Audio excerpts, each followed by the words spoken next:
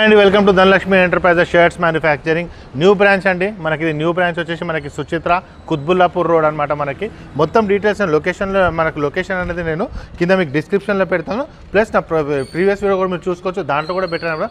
Total details ఇక్కడ వచ్చి మనకి పార్కింగ్ ప్లేస్ అనమాట. బయట కూడా పార్కింగ్ పెట్టుకోవచ్చు, ప్లస్ ఇక్కడ కూడా మనకు పార్కింగ్ అనేది పెట్టుకోవచ్చు అనమాట. బండ్లు అనేది ఇక్కడ పెట్టుకోవచ్చు. షాప్ వచ్చేసి మొత్తం 3 floors ఉంటుందన్నమాట. మొత్తం డీటెయిల్ నేను చూపిస్తా, పైకి వెళ్దాం.